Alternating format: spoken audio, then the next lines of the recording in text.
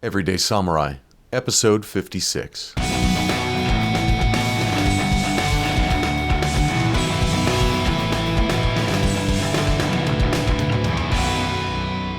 Hello and welcome back to the Libertarianism.uk podcast with me, your host, Andy Duncan. Today's guest is the incredible, it's the explosive, it's Ken Yamarashi, who's the everyday samurai. Now, I first met Ken on a boat in the Mediterranean where he shared with me some fine Japanese whiskey. And then a few years later, I met him again in Tokyo where we shared some fine, cold, pure sake. So I know a little bit about the everyday samurai, but some of his stuff, some of his podcasts are amazing. And we'll tell you later how to get hold of his stuff and how to get hold of his podcasts so you can share his deep knowledge of everything. So today's chat, it's going to be in three kind of general sections. The first one, Ken's going to tell us all about himself and how he became the everyday samurai. Then we're going to talk about how the life, liberty, the body and the mind come together, how we can put them together in a nice order, and then how we can navigate life with some key practices he's learned while he's been in Japan living as the everyday samurai. So welcome, Ken. And good day to you, sir. Thank you very much. Now, he's 7 hours ahead of me, so it's getting into the evening there in Japan. I thought we'd kick off. We'd get straight into it then. Just so if anyone hasn't heard of you before, can you tell us who is the everyday samurai and how did you become the everyday samurai? Well, thank you for that. And it is indeed a delight to be with you today. My background is, unfortunately, like many American kids growing up from a divorced home. And there was a lot of violence in the household. So I think that led to inner security issues that might have turned my eye towards the martial arts. And was born in the 70s, became consciously aware of things in the 80s. And that just so happened to coincide with the ninja boom that was taking place. The miniseries Shogun, based on the James Clavell novel, was coming into popularity. And there were some books on ninjutsu and other things related to Japan and the martial arts. The Ninja Turtles, of course, but we probably shouldn't talk about that. Actually, yeah, that kind of was part of it, I would say. I remember having the originals. They're actually in storage somewhere, probably eaten by moths, unfortunately. But that was part of my growing up story. And so I bought these books on ninjutsu, and my brother and I would practice in the backyard, applying the techniques. And then one day, when I was messing around with some kid that I hardly knew in school before class started, I applied one of these techniques, and he said, "Oh, that's Aikido." And I said, "No, that's ninjutsu." And so we went back and forth. And so he was like, "Well, my stepfather trains in Aikido. And so how about I take you to the dojo one time?" I saw it and then didn't really do anything with it until I got my driver's license and I was able to start taking classes. So I started training in Japanese martial arts formally in high school. And then I went into the military, had a bit of a hiatus from training formally in the martial arts until I got into law enforcement when I was 24 years old. And I thought that Aikido was really good for applying locks and throws and arrest techniques. And so that really melded well with me as a 24-year-old cop. And I've been with it pretty much ever since, training in traditional Aikido and also some of the ninjutsu that is out there nowadays. And now that I'm in Japan, I get to train in some authentic old style swordsmanship, which is really delightful. Oh. And again, being in the military and law enforcement, I take that martial art very seriously because I've used it in practical application. And I think that there are other benefits to life, no matter what your occupation might be. So that's how I got into martial arts. But then that also exposed me to Eastern philosophy, Buddhism, Taoism, a little bit of Confucianism, and just looking at life in a very different way than the traditional American kid growing up. Yeah, unfortunately, I shouldn't say that, because I'm only 27 years old, as you know. Ah, yes, of course. I was born strangely through a time machine, Doctor Who, something. I was born in the 1960s, and in the 1970s, there was a great TV series I watched called Kung Fu. Oh, yeah. And in that series, which might be just before your time, in that series, the guy there was an super expert Kung Fu guy, but they mixed in a bit of philosophy with it. So they had a monk back in China, and he called Mr. Kung Fu Grasshopper. It was brilliant at the time. But he was very much into life, the body, and the mind. So how do you think life and liberty and the body and the mind come together?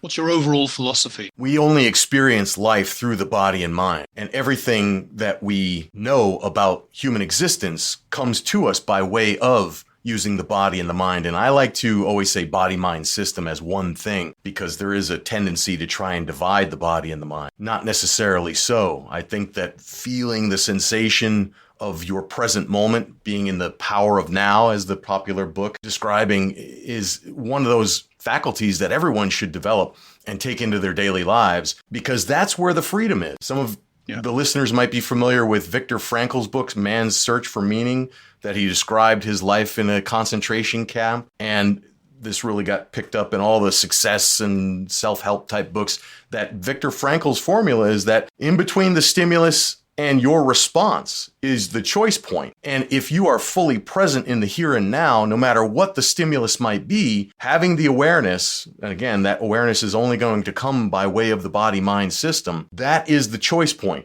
is to recognize whatever you're experiencing is just an experience, and the way that you respond to it is a choice that you can take, and that is always available to you, no matter how crazy or chaotic or overwhelming things might be.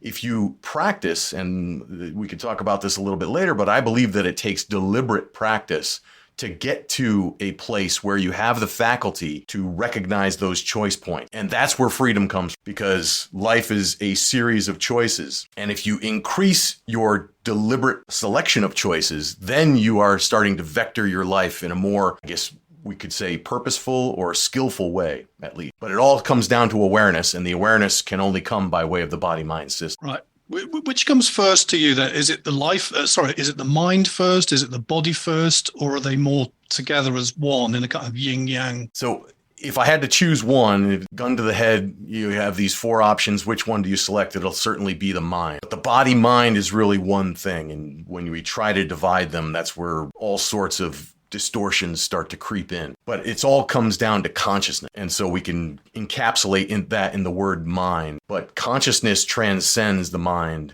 and the body as one thing into an integrated whole with the experience of life in a time-space continuum, time-space form reality. And the only way that you can perceive that, again, is this great big thing called consciousness. But the sense are the human mind, the capacity to perceive, but so much of that is based in the body. Again, we could talk a little bit about technique later on, but I believe that feeling the feelings of the body, whatever they might be, positive, negative, wanted, unwanted, what have you, they all have a certain energy. And if you develop some mindfulness, concentration, clarity, equanimity skills, then you can transmute whatever that feeling might be in the body into just a pure sensation of energy. And that energy is neutral. It can be transformed into whatever you want it to be. It can become fuel. Again, being in the military, I've retired recently after 33 and some odd years in the military and the reserves, as well as active duty law enforcement, have sustained some injuries. And so I've had some surgeries, and there's always something aching in the body.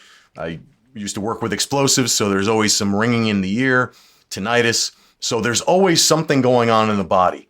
And whether it be mindfulness through simply meditation practice or through the martial arts, there's a saying that tension in the body is white noise in the mind. And that will make you less aware and therefore less sensitive and therefore less options available to you when you're not aware. So feeling the sensation of the body and then letting go of the need for it to be one way or the other, just letting it be and allowing that feeling turn into pure raw potential energy, turns into fuel that you can then use to expand your choices and make more skillful choices in the direction of how you want your life to be, what you want to experience. So consciousness is really this is becoming this is becoming a bit like Einstein, isn't it? When mass turns to energy, turns to mass again. Now you just said I got injured there, and I've been in the military and so on. Now the world is becoming increasingly dangerous for most people. So if you walk around the streets of, say, Paris or London or not Tokyo, but Western Europe or certain cities in America, it's actually physically dangerous. And because of various reasons, let's say you're in Chicago in the United States, you can't whip out a gun in Chicago, even in the United States. So given that you might get injured practicing jiu-jitsu or karate or aikido or whatever, do you think people should do some form of martial art in order to be more in control of their body and to be able to defend themselves in this increasingly dangerous world? I think that it's an imperative. I'm going to get a little political with you because it's okay. We're in that realm. No, go for it. Go for it. But I go back to the United States Constitution, and we talk about the Second Amendment and quote unquote gun rights as a hot button issue that everybody's getting emotional about. However, I look at the Constitution as a whole. The Second Amendment is just one component of it, and recognize that when you define the militia as the whole body of the people except for a few public officials, as George Mason did, and then read the Constitution where it says in Article 1, Section 8, Clause 16, that the militia is organized, armed, and disciplined. I think that every individual, and we all come from the Anglo-American tradition to come up with these laws. The people who wrote the U.S. Constitution were good Englishmen trying to reestablish constitutional order. And the militia was so very essential as a component to what the Federation was supposed to operate as, that law was going to be executed, repel invasions and suppress insurrections. All of that was supposed to be done by the local militia. And therefore, I think that every individual seeking freedom has an obligation, not only for themselves from a self-defense, personal development aspect, but also for the sake of liberty as a whole, as a political order, that they have an obligation to be organized, armed, and disciplined in order to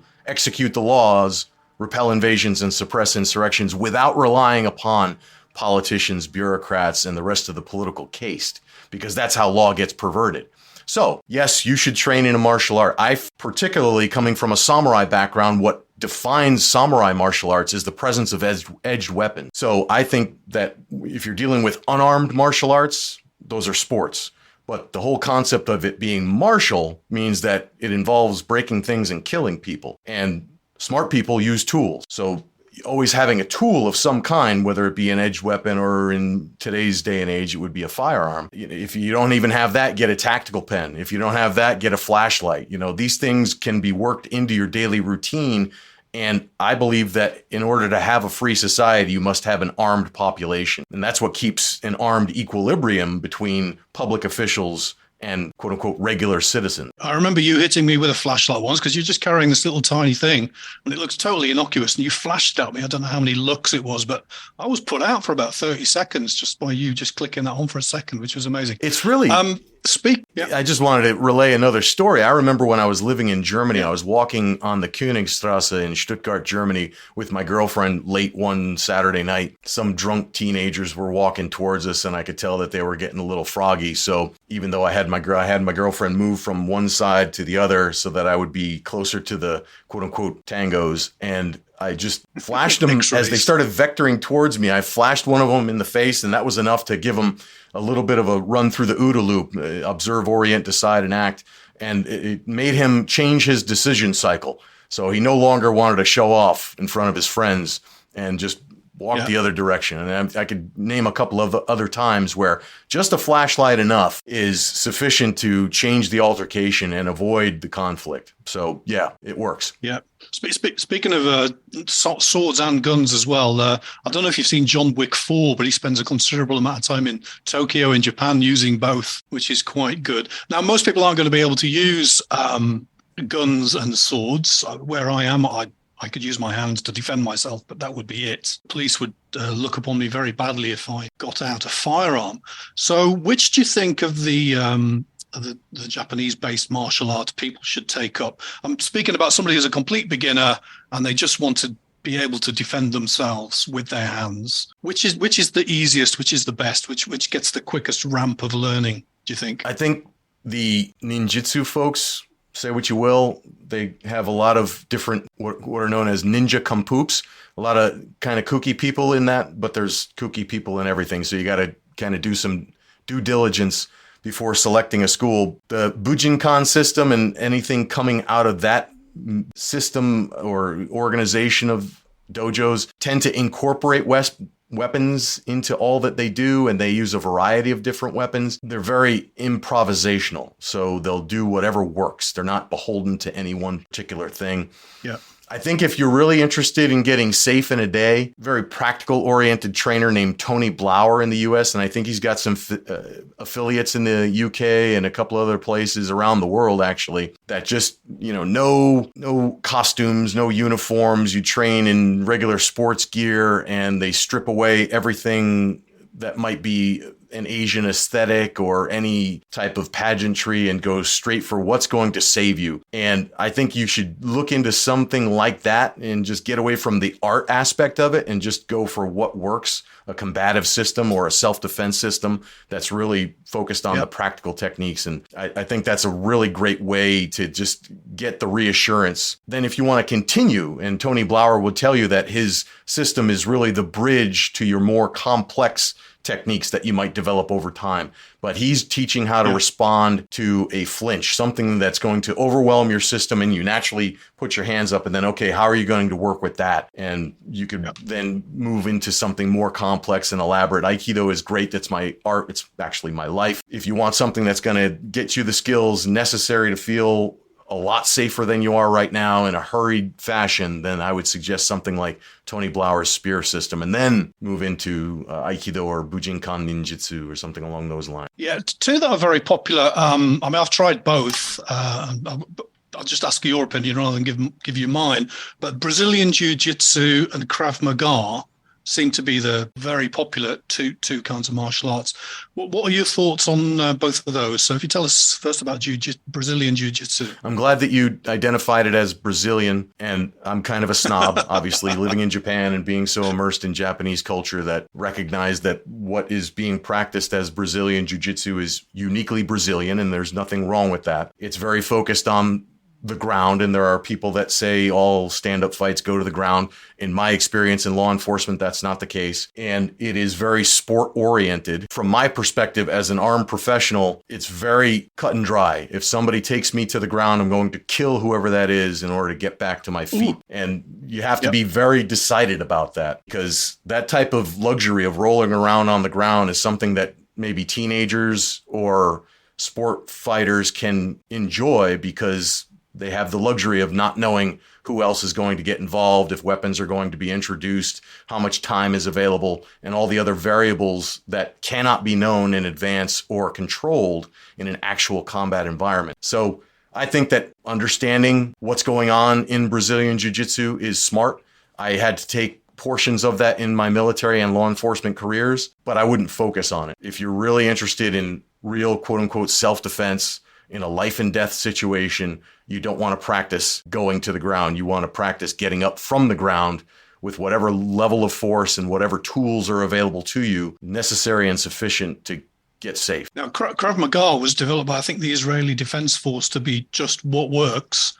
So can you tell us your opinion of Krav Maga? I have a high opinion of it. I never formally trained in it, maybe once or twice. There was an instructor at one of the military bases I was at, and we did some informal stuff as unit PT just to kind of get everybody in there and sweat a bit. And that's my only personal experience. I had some guys that I worked with in law enforcement that went to what they called gladiator school. It was quote unquote a boot camp that was a week long. And these are fairly in shape guys that had military, law enforcement, and martial arts experience, and they were smoked. They really focused on the fitness aspect in this so-called boot camp. So there was a lot of physical fitness and just smoking you out and making you exhausted before they got into any kind of technique. And that has its merits. There is a place for that rather than just focusing on skill building and working the techniques and repetitions of the techniques, doing it from a very exhausted point. And when you have very little gas in the tank, what's known in the military as a gut check before you actually start laying hands on people is kind of a good thing. Or just wrestling with each other until you get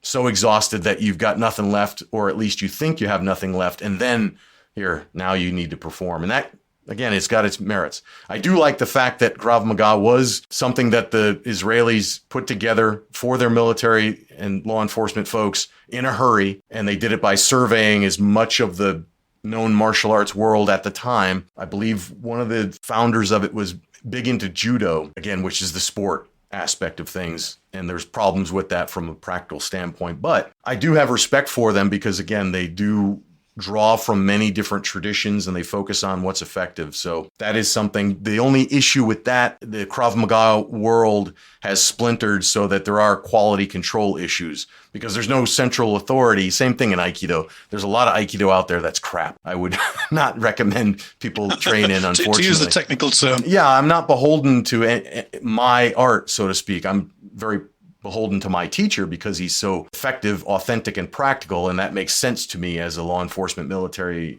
veteran. So again, quality control, and that is also part of the due diligence that people looking at Krav Maga need to inspect also. By the way, if anyone's watching this, they don't quite know what Krav Maga is, just watch any James Bond movie for the last 3 James Bond movies, and any of the copies, the Jason Bourne, the JB Jason Bourne movies, also use a lot of Krav Maga. And if you do it, you're going to get covered in a lot of bruises. So just be aware of that. Moving on then from martial arts, let's move on, which you think everyone should do one of them or some form of it. Can you just give us some factors which could help people optimize various things? So in your kind of daily life, how can you using all of your knowledge and skills and thoughts, how can we optimize our minds? So a mindfulness practice is the best way to optimize your mind, to make it part of your daily routine. There's a book out there by a gentleman named Hal Elrod named The Miracle Morning. He's a big fan, like many other folks that advocate getting up really early, and I'm not that kind of guy. I never was. I was always a night owl. I always preferred in law enforcement to work the midnight shift or the evening shift and go to bed at 3 or 4 in the morning and then wake up at 10 or 11 or what have you. So it doesn't matter what time you wake up, just go through this routine in the morning that I also do, and although it's not necessarily in this same order, but it's an easy way to remember all the steps. So Hal Elrod in the book,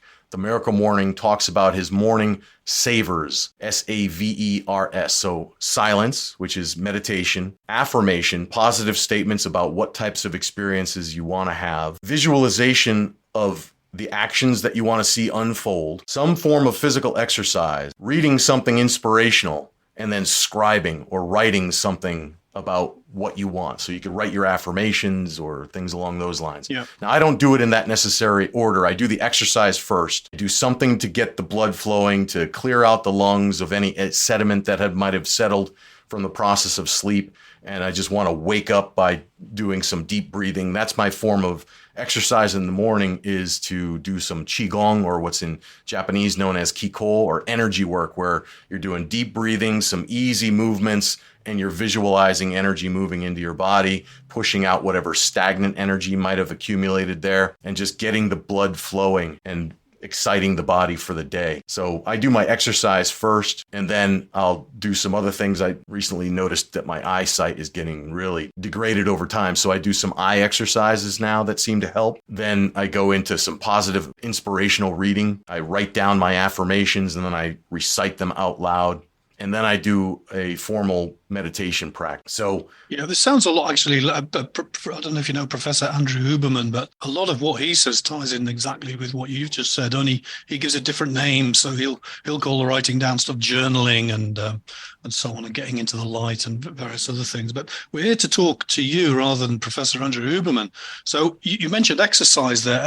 If I break down exercises into cardio, running, swimming, cycling, weights, lifting heavy weights, or doing rowing, or doing kettlebells, or skipping, what does your exercise routine look like, and what kind of exercises should people focus on? First thing is to recognize that you need to lose weight at the table and then gain strength in the gym. Now, I don't go to the gym very much anymore. I have all the tools that I need here. As you know, I'm a certified kettlebell instructor, and I think that one tool is sufficient to get a full body workout. But as we get older, if we're dealing with any types of injuries and just for a general sense of health, you can't outrun a bad diet. You can't cardio your way into fitness if you don't do the discipline when you're eating and what you select to take into your body. Again, as I got older, I started realizing that it was harder to maintain an ideal weight. And so I tried a couple of different things. When I was living in Germany, it's almost impossible to get away from bread and pasta and potatoes and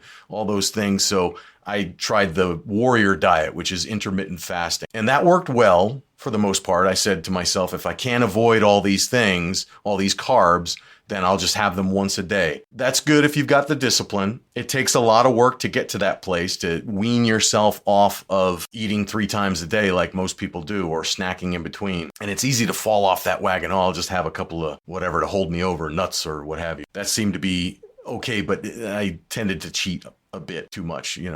I'd open up a bag of pistachios or what have you, and it'd be gone. You stop the macadamias and you get into the peanuts, and they're full of carbs. So you're back to square one again. Yeah. So intermittent fasting is okay. I'm finding a lot more success, a lot easier to maintain the weight that I want and move towards my fitness goals by doing carnivore.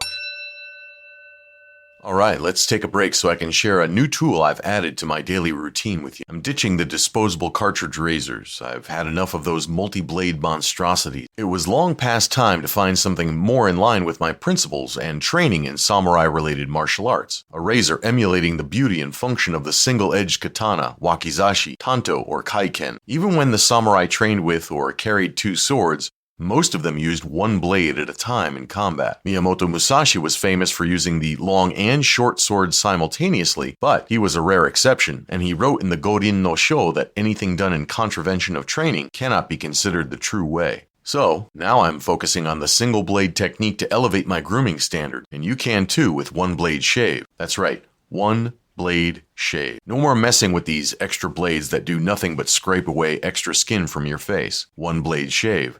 This is the way of a cleaner look and healthier skin. It's also a way to build skill in blade handling with every shave. No more short, choppy strokes. Have you ever counted how many strokes it takes to shave your face? Maybe it's time to drive toward greater efficiency. The way of the 1 blade shave is lather twice, cut thrice. Downward cut, lateral or sideways cut, and then finally, the upward cut. Every shave becomes a skill-building exercise to see how clean I can make my face without resorting to those short, inefficient pulls. I'll tell you what, after 30 days of practice, I couldn't be any happier. My skin is better, my face is smoother, and I feel like every morning I've accomplished something terrific. It takes practice, of course, and a bit of getting used to. That is part of the adventure in owning and using a relentlessly engineered precision tool to bring out the best shaving experience of your life. The 1 blade is designed in pursuit of excellence, just like the legendary katana of the samurai. And now, every shave can be like doing tameshigiri test cutting in search of the most perfectly efficient cut. No more cutting the underside of your nose with the ridiculous edge trimmers on those overpriced cartridges. No more wrecking your skin with all those extra blades. It's time to adopt a new approach to shaving. And for you to work with the very best tools for the job, you deserve the best. Now it's time to own the best. Your 1 blade razor is made in America and uses the sharpest and most reliable Japanese stainless steel blades in the world. Go to everydaysamurai.life/1 blade, and that's one word, to level up your shaving experience. That's everydaysamurai.life/1 blade. Remember, taking pride in your appearance with a close shave and smooth skin is one of the best ways to elevate your mood and self-esteem. Working with beautiful yet functional equipment is another, just like a katana or custom pistol. Get the best and be your best. Go to everydaysamurai.life/1 blade. That's everydaysamurai.life/1 blade. All right, we now return to our regularly scheduled program in progress. And minimizing any carbohydrates, any sugars, anything along those lines. I find that very effective, and it's a lot simpler as I get more focused on simplicity and clarity. Having a carnivore diet, I know what my food choices are going to be. I spend less time shopping, a lot less impulse buys, and things along those lines. I'm not dogmatic or zealous about it. I still enjoy some little bit of fruit after dinner to satisfy the sweet tooth a bit, but for the most part, I'm based on animal proteins, and it's working very well for me. So again, whatever you choose, stick with it, focus on it. Don't try to outrun your diet, and then you can start looking at what type of fitness routines and exercises are the best match for you. Now in Japan, there's a lot of seafood used. Is your carnivore diet based on fish, or is it based on traditional meats? There's actually quite a lot of beef available. They import quite a bit from Australia and New Zealand, but they also grow their own here. And they have what's known as yakiniku, which is a Korean-style barbecue where they bring the meat to you and you grill it at the table. And those are really fun. Good to kind of sit around the fire and talk with friends and grill the meat and that sort of thing. It's not as bad price-wise to maintain a carnivore diet here. It's relatively easy. If you go to a seafood restaurant or a sushi restaurant, you can just get sashimi without the rice and you can survive. And I'm finding it easier also to incorporate a bit of intermittent fasting. I don't need to eat as much when you're going straight protein from animals. So it's a lot easier for me to maintain, even living in Japan. Yeah, I might have just interrupted you there. Can you continue the thought that you were going with before? Well, I was thinking lately a lot. What I find myself with the fitness aspect, again, as I said, I've got quite a few injuries that have turned into arthritic conditions. I've had some surgeries to repair those. And what I've found is the best way to deal with, and I feel better now than I have in the last couple of years, mainly because of the mindfulness meditation and being consistent with that. But then the other big thing is, even when I don't go to the dojo to train in martial arts, I still do the same stretching, breathing, and mobility routine that I start the martial arts classes with. Even on my off days before dinner, I do that. Just feel lighter, freer, less heavy, less impacted, less impinged. And I have a feeling that all the things, I can't really put my finger on one particular element there, but I do believe that being consistent with joint mobility and stretching every day, even I'll go out to dinner with friends or what have you, I'll come home even though I might have had a drink or two, and I'll still do my stretching, what's known as Aiki Taiso or Junbi Taiso, preparation exercises for the body. And again, there's a little bit of Qigong, a little bit of joint mobility, a whole lot of stretching and breathing, and a little bit of visualization there. You want to visualize yourself getting into the ideal stretch and going to the furthest extent natural for you. And then feeling the body and noticing that as feedback. I think that really has been working synergistically with all the other things. Like I said earlier, the savers in the morning, mindfulness meditation, all of that's been working really well. So I do feel quite good, relatively speaking. So, and that again is coinciding with the carnivore diet and things along those lines. So those other supportive practices are really feeding into a general sense of health and fitness. But if I had to put it down to one exercise, and just so happened today I was able to come home for lunch, I went through my Junbi Taiso, my preparatory exercises, and then I just had 4 minutes before I had to get back to work. And in 4 minutes, you can get a fairly decent full body workout with either a kettlebell, which is what I use today, or this other thing called a grip bell, which is a weight that is focused on the grip. So the one exercise is known as the squat thrust. If I may, butt to ankles with the kettlebell in the rack position, and then stand up and then press it overhead. Looks kind of awkward with this background the way that it is. But if you could just do one exercise and then alternate, swing it and put it in the other hand, and then do the squat all the way down, stand up, and then press it overhead. You're working the legs from head to toe, basically. I think that is the one exercise that you could do for the rest of your life in a very short amount of time and get a full body workout. Yeah, I do a slight variation of that. So my kind of kettlebell routine is every 2 or 3 days, I do one of two routines. First one is Russian kettlebell swings, 100 of those. And then I do 10 Turkish get-ups, 5 on each side. Now, the stretching thing's really important there because I'm slightly older than 27 sometimes. And I was struggling with the Turkish get-up, but doing the stretches, especially the hip flexor stretches, I was able to get back further and find the Turkish get-up much easier. And on the other exercise I do, the other routine is similar to what you just described, similar-ish. But it's 100 clean and presses, 50 on each side, and then it's 100 front squats. So 50 on the left, 50 on the right, with the weight about here and then the weight about there. And that works very well. And I think the combination of the squat and the clean and the press, it does work. It looks easy to do, but it does work the entire body.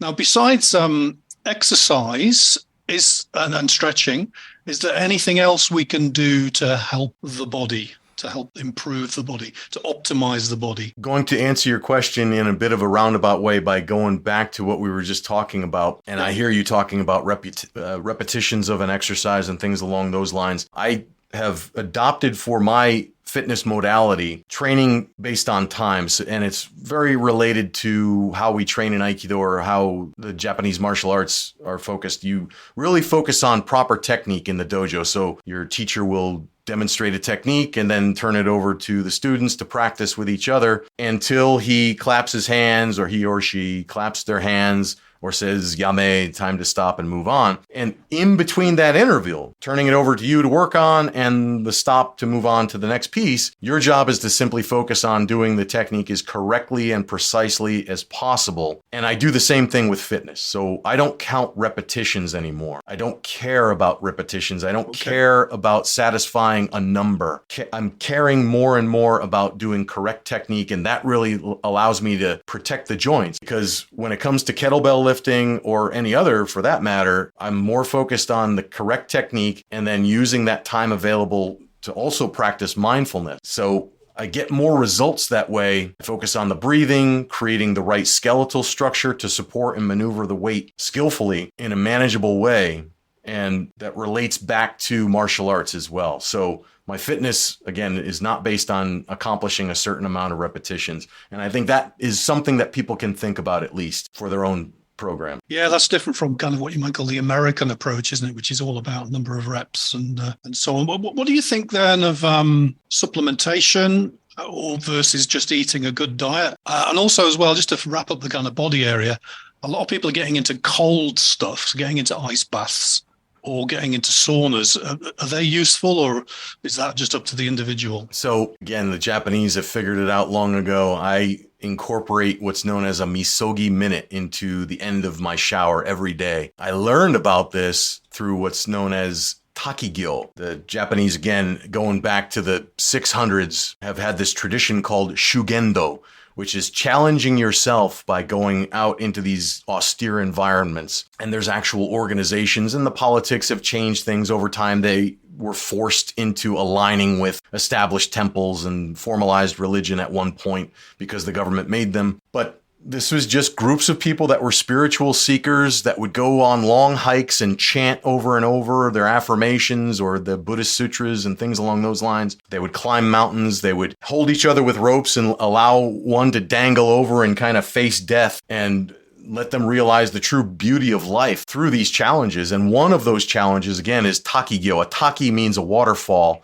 And the gyo is like the challenge, the making things happen, the going and the doing. I've done this several times at various temples here in Japan, and I've actually done it in America. There's a Shugendo association in the US as well. And a lot of these ninjutsu dojo might also engage in these practices. But you go into the mountains and you prepare yourself by doing certain breathing exercises and affirmations and physical activity to get your body excited and warm up the core temperature. And then you go and stand under a waterfall for a fixed amount of time. And yeah, it's a challenge. Yeah. It really is. Yeah.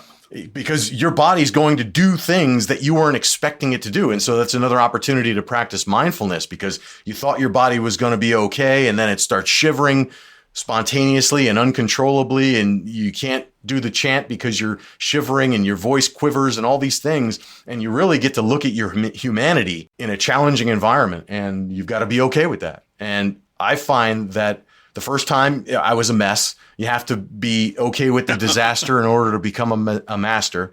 So just get used to it. And now I do it every day in the shower. And you don't have to worry about the exercises and the breathing because you've already warmed up by doing the beginning portion of your shower, your shave, or whatever it is that you do in the shower with hot water. And then you've got to kind of brace yourself and say, okay, here we go. And I'm going to just flip the water from hot to cold. And it's a good opportunity to practice your affirmations in the shower under that cold. I can't do the cold shower thing. I've tried it. I just can't do it. I find it actually easier because 2 or 3 times a week, I'm lucky enough to have access to a cold, unheated pool, and I get into this pool. It's about 55 degrees Fahrenheit, and I get in very slowly, and I stay there for 10 minutes 2 or 3 times a week. I just can't do the cold shower thing. It's just too painful for me. Now, so we've got the mind covered. We've optimized the mind and we've optimized the body. We've done our 5 savers. We've done some stretching. We've done some exercise. So we've got all that sorted. Now we need to go out into the world and stay free and keep liberty. How can we navigate through life using your way of thinking, your path? How can we navigate through life and remain free and keep liberty in the world? It comes down to releasing, and that is one of the skills of mindfulness meditation, especially the mindfulness that I'm into right now. There's an American of Jewish descent who got a scholarship to go to Japan and became a Shingon monk, which is the background that I'm using comes from a Shingon Buddhist temple. Shingon means true word, and so they do a lot of affirmations and visualizations and things like that. Anyway, he then left Japan after a while and got into Zen in the US and studied some other mindfulness systems. He actually met a Catholic priest in Japan that was into Zen and introduced him to Christian mindfulness practices. So he's just kind of distilled them all down into what really works, and he calls it an algorithmic approach to meditation and enlightenment. And his unified mindfulness, I would recommend to everyone. They can take the core course, just unified mindfulness core course, and it's free, and they don't follow up with any annoying emails or anything like that. And it just basically teaches you how to transform every experience into pure mindfulness. And the technique is very simple. It doesn't matter if somebody disturbs you or you hear the dog barking or the car horn honking or anything like that. That's all fuel for the fire, and you can use that. And it really comes down to dividing your experience into 3 sense categories: see, hear, or feel. And if you smell something or things along, or taste something, that's also part of the feel aspect. It's all body sensation. And then there's the inner aspect and the outer aspect. So if you hear yourself talking, that's hear in. If you hear something outside of you, that's hear out. It's all about division. And science is a sword, from the ancient Latin scindere, cut, to divide, to cleave. And that's discernment. And learning how to discern is one of the great skills that you could have for all of your experiences. So when you go outside the dojo or you leave the meditation cushion and you go into your daily life, can you be fully present with whatever arrives in your experience? And that is really where the inner work, the stuff that you do in the temple, Sun Tzu, The Art of War, he said, whoever does the most counting of rods in the temple is going to be victorious. And that counting of rods is really about examining things. And you do that with discernment. So you have to do the inner work, the mindfulness meditation, in part of your routine in preparation. And then when you go out into the world, you'll take those skills with you. Now, what are the skills, the specific skills that you want to develop through mindfulness? Sensory clarity, to know what it is that you're actually experiencing and which sense gate is it entering into your experience through. Is it see? Is it hear? Is it feel? And again, dividing it from there. So having the sensory clarity to know which sensations are being stimulated at the time. And then equanimity is the big piece. Concentration power is the ability to be fully present in with whatever is coming in. And then you've got the sensory clarity, and then you've got the equanimity, and that's to let go of it needing to be one way or the other, which is the biggest challenge. So another way that they describe it is just coolness. No matter what happens, I'm cool. Now, that doesn't mean you don't take action. You do take action, but you take more skillful action because you have greater awareness and you've got greater clarity on what it is that you want to see unfold because of this situation. So I've been saying a lot lately to myself, embrace the paradox. Life is paradoxical. And these mindfulness skills are how you can then cleave through the paradoxicality of life. The one thing that I notice is that there's so many paradoxes of life. Libertarians want to be left alone. Well, guess what? You can't, because you only can find liberty in community, right? Robinson Crusoe on his deserted island doesn't need liberty. He doesn't need rules of the road on how to socially interact. Libertarianism only works for people in community. So it can't be a matter of being left alone. And you have to embrace that paradox. We drive on parkways and we park on driveways. That's just one of the paradoxes of life. And there's all sorts of paradoxes out there. So that's a big piece of it, is that having the clarity and to recognize that all of it is your experience right now. Be fully present with it. Don't be attached to one way or the other how things are going to go, because a lot of that is beyond our control. But then have the clarity to distinguish what's what, and then you can set your course accordingly based on that greater level of awareness. Yeah, speaking of things like that, things losing control, ever since 1971, when the US finally removed the last shred of the gold standard, we've had a global fiat currency, the dollar, with other fiat currencies based upon it. And since that point, the world has become increasingly chaotic. Our ruling parasite bureaucrats and their puppet politicians in the state have just turned the world into chaos. We've recently had the COVID-19 disaster, which might not have been a disaster, but all the states around the world turned it into a disaster. We're having banking crises piling up on top of each other, ridiculous money printing to back up very low interest rates to cover up previous crises. Silicon Valley Bank going down, lots of other things happening. Politicians talking actually meaningfully about dropping nuclear weapons on each other in Eastern Europe. So for disasters, whatever they are, natural disaster, Wyoming blowing up it with a supervolcano, whatever it is, how can we use your techniques and your way of thinking, your path, to prepare and deal with, say, a huge disaster just hitting us from seemingly nowhere? Again, the equanimity piece, but how do you get there? Again, it takes deliberate practice in order to embrace the paradoxes of life. I hearken back to a great story that was used as a teaching tool by an Englishman, actually, Alan Watts, who's one of the foremost progenitors of Eastern philosophy. And he used the story of, if you could dream any dream, what would you dream? Just imagine, if you will, that you are an infinite spiritual being that exists everywhere, every when, at all times, beyond space and time, beyond form, and you are pure energy and bliss. What would you do? You'd get pretty bored because you'd have no way of knowing yourself. And so you would incarnate into a dreamland where you could have anything that you want, and it would be the best of everything, and it would be totally blissful, but it would be sensational desires and everything would be satisfied. And after a while, you'd probably get bored with that as well. And you'd say, give me an adventure. And so you'd climb the tallest mountain and you'd swim the deepest seas and you'd have all sorts of adventures.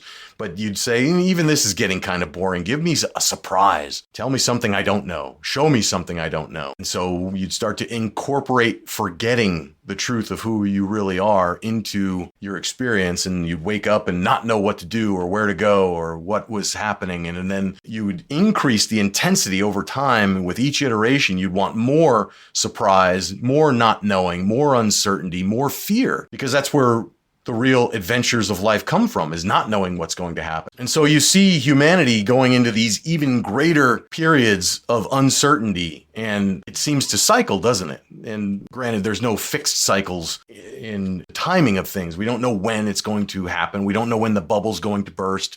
We don't know when the Austrian business cycle is going to reach its next climax. But life seems to have this sort of ebb and flow, and it seems to get more intense over time. And eventually, again, using Alan Watts' story, that eventually you would wind up exactly where you are right now. Not knowing, totally uncertain, probably afraid. You've forgotten who you really are. And that's the spirit of humanity, is to wake up naked and afraid, totally dependent upon other people. I mean, that's the ultimate game, is not knowing that you're pure spirit manifested and incarnated in a human form to have this adventure. So a lot of the times I look at circumstances and I say there's only one thing happening in the universe, and it's the absolute. And I'm just a part of it, but I'm still a part of it. And nothing is happening outside the oneness. And that's part of the equanimity as well. Letting go and simply allowing things to unfold, knowing that you're part of the, as Ludwig von Mises said, the cosmic becoming, that we are also part of that. Our choices, our ability to make choices, our ability to effectuate change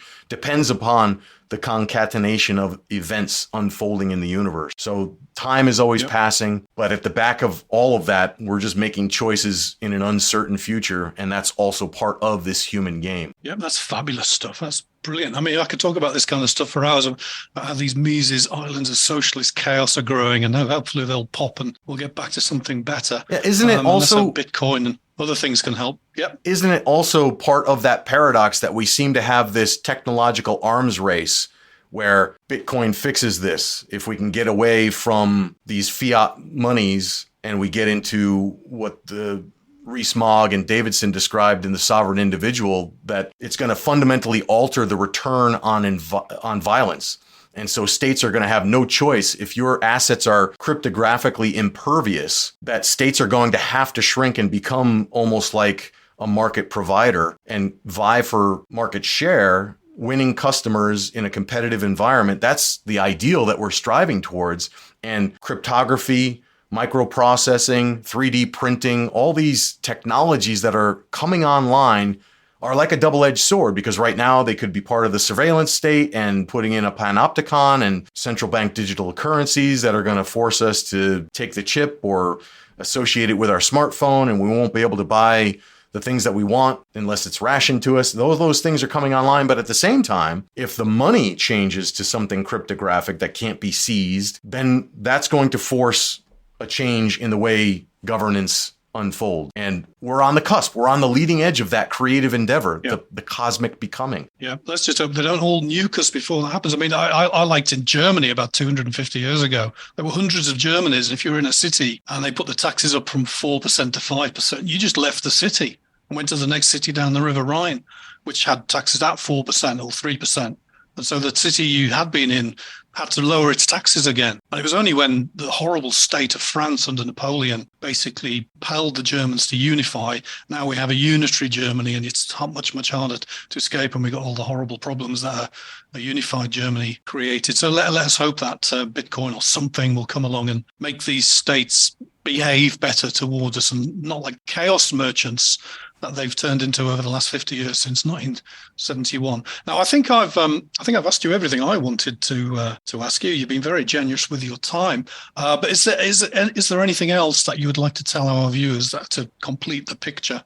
Have we missed anything out? Just to add on to the last segment of what we were discussing with the arms race and technology and the altering the return on violence for governance and states in particular with regard to cryptography and Bitcoin or cryptocurrencies and other things along those lines. I think that no matter what happens, and I would like to see that future unfold, but physical security is still going to be a necessity, even in that idealized future where Bitcoin fixes this. People still will have ignorance, avarice, and greed in their hearts and animosity.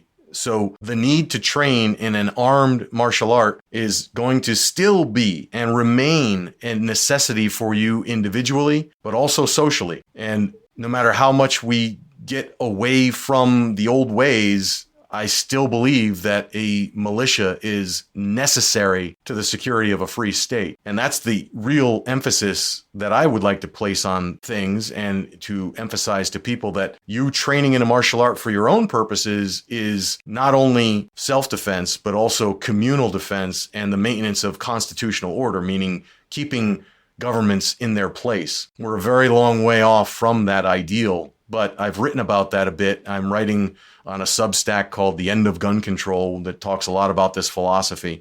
I've also got a book out there called 3Ms, the Money, Militia, and the Market, 3 essential elements to assure liberty. And they're available on link.everydaysamurai.life if anybody's interested in learning more. And certainly you can connect with me there as well. Yeah. Now, I know you do a podcast of your own, and I'll put all these links in the show notes of this podcast. But where can people find if they've been interested in what you've been saying today, where can they find your podcast? Yeah, certainly. It's not Linktree, but it's like that, but a list of all my links at link.everydaysamurai.life. And that'll take them to my Substack. It'll take them to the podcast. It'll take them to even some products. I've got some guided meditations and things like that. Another thing also, if they're interested in some free resources, everydaysamurai.life/resources. Got some tools that people can use, some things to, downloadable PDFs and downloadable meditations and things along those lines. So happy to help in any way that I can. Yeah, free is always good. I think it just remains for me to say then. So thank you very much, Ken, for hours and hours and hours of your time and some fantastic advice. So, and I'd like to thank anyone who's got this far in the podcast. I'd like to thank you for reaching this far. If you could like, share, and subscribe, and push this show down as many of your own social media channels as possible, that would be much appreciated by our channel. And I'll see you again next week, where I'll be talking to the Lou Rockwell author, Michael McKay. But I'll just finish up again. I'll just say thank you very much, Ken, and I look forward to speaking with you again. Likewise, Andy, I thank you and I applaud your efforts. Thank you, and goodbye, everybody else. Yeah! Friends, we hope you've enjoyed this episode of Everyday Samurai and look forward to seeing you next time. Be sure to subscribe, like, share, and leave a 5-star review on Apple Podcasts or the podcatcher of your choosing. I would greatly appreciate it, and you'll be doing a great service toward building the community of enlightened warriors in service to liberty. I'd like to extend a special word of thanks to the great Andy Duncan and the good people at libertarianism.uk, and recommend you follow their content as well on YouTube. Remember to up-level your grooming standards with the most exquisitely crafted, precision-engineered shaver available anywhere. Get the one-blade razor. Go to everydaysamurai.life/oneblade and ditch the multi-blade cartridges for good. Simplicity meets beauty. Efficiency merges with art. Follow the way of the one blade. Go to everydaysamurai.life/oneblade. All one word. That's everydaysamurai.life/oneblade. Until next time, stay sharp, stay aware, and be well.